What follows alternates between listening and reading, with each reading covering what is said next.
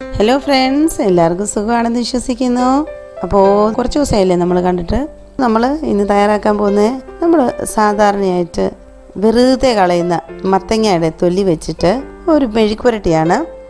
അപ്പോൾ ഇതെങ്ങനെയാണ് തയ്യാറാക്കുന്നത് നോക്കുന്നതിന് മുമ്പേ നമ്മുടെ ചാനൽ ഇതുവരെ സബ്സ്ക്രൈബ് ചെയ്യാത്തവർ ദയവായിട്ട് സബ്സ്ക്രൈബ് ബട്ടൺ ഒന്ന് അമർത്തുക. കൂടെ ആ ബെല്ലൈക്കൺ ഓളൊന്ന് കൂടി ഒന്ന് എനേബിൾ ചെയ്യുക. എന്നാൽ മാത്രമേ നമ്മൾ അപ്ലോഡ് ചെയ്യുന്ന പുതിയ വീഡിയോ നോട്ടിഫിക്കേഷൻ അപ്പോൾ തന്നെ നിങ്ങൾക്ക് ലഭിക്കുകയുള്ളൂ.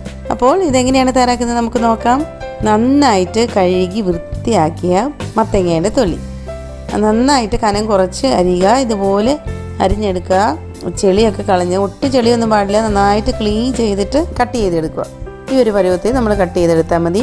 ഇതിപ്പോൾ ഒരു വലിയ മത്തങ്ങയുടെ ഒരു നേരെ പകുതിയേ ഉള്ളൂ, കാൽഭാഗം അത്ര മാത്രമേ ഉള്ളൂ. അപ്പോൾ അതിനനുസരിച്ചുള്ള മെഷർമെൻറ്റാണ് ഞാൻ പറയുന്നത്. ഒരു ചെറിയ സവാള, ചെറിയ ഉള്ളിയാണെങ്കിൽ അത്രയും നല്ലത്, ചെറുതായിട്ട് അരിഞ്ഞത്. അതിൻ്റെ കൂടെ കുറച്ച് കറിവേപ്പില, 2-3 പച്ചമുളക്. ഇതിപ്പോൾ 2 പച്ചമുളകേ ഉള്ളൂ. ആദ്യമേ തന്നെ ഒരു പാന് അടുപ്പത്ത് വെക്കുക. നന്നായിട്ട് ചൂടായി വരുമ്പം അതിലേക്ക് കുറച്ച് വെളിച്ചെണ്ണ ഒഴിക്കുക.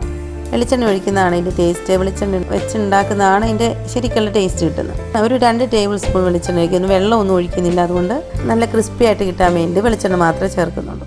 നന്നായിട്ട് ചൂടായി കഴിയുമ്പോൾ നമ്മൾ ഇതിലേക്ക് സവാളയും പച്ചമുളകും കറിവേപ്പിലയും കൂടെ ചേർത്ത് കൊടുക്കുന്നു. അതിനുശേഷം നമ്മൾ മുറിച്ച് വെച്ചിരിക്കുന്ന മത്തങ്ങയുടെ തൊലിയും കൂടെ ചേർത്ത് കൊടുക്കുന്നു. എന്നിട്ട് നന്നായിട്ട് ഇതൊന്ന് സോട്ട് ചെയ്തെടുക്കുന്നു. അതിൽ എണ്ണ എല്ലാ ഭാഗത്തേക്കും ഒന്ന് പിടിക്കുന്ന പോലെ നന്നായിട്ടൊന്ന് മിക്സ് ചെയ്ത് കൊടുക്കുന്നു.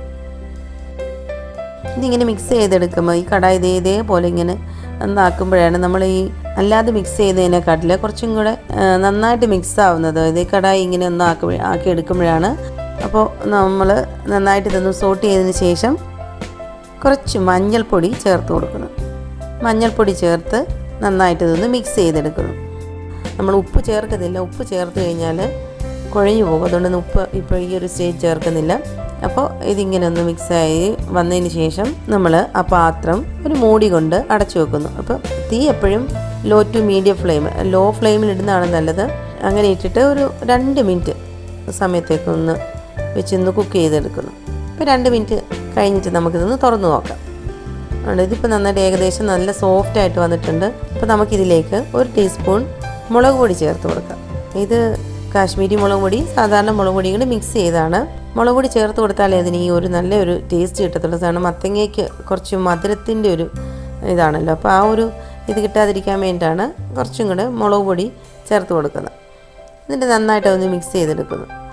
അത് മിക്സ് ചെയ്ത് ഒരു 2 മിനിറ്റ് കൂടെ ഒന്ന് വഴറ്റിയതിന് ശേഷം, ഇപ്പോൾ എല്ലാം കൂടെ ഒരു 5 മിനിറ്റൊക്കെ മതി ഇതുണ്ടാക്കി എടുക്കാനായിട്ട്.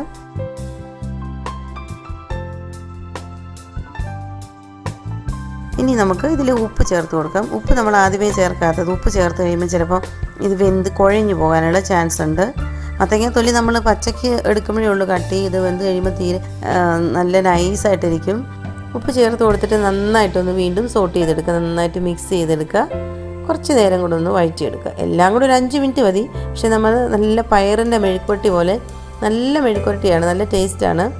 അപ്പോൾ ഇത്രയും ആക്കിയതിന് ശേഷം നമ്മളത് എടുക്കുന്നതിന് മുമ്പ് അതിലേക്ക് കുറച്ച് കുരുമുളകിൻ്റെ പൊടിയും കൂടെ ചേർത്ത് കൊടുക്കുക.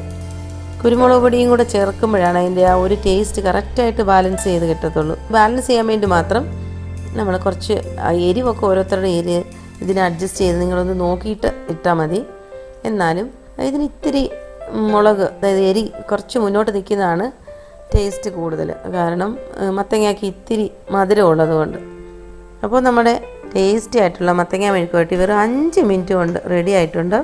അപ്പോൾ എല്ലാവർക്കും ഇഷ്ടപ്പെടുന്ന വളരെ സിമ്പിളായിട്ടുള്ള, നമ്മൾ സാധാരണ കളയുന്ന ഒരു ഐറ്റം വെച്ചിട്ടുണ്ടാക്കിയ ഒരു സിമ്പിളായിട്ടുള്ളൊരു മെഴുക്കുവരട്ടിയാണ്.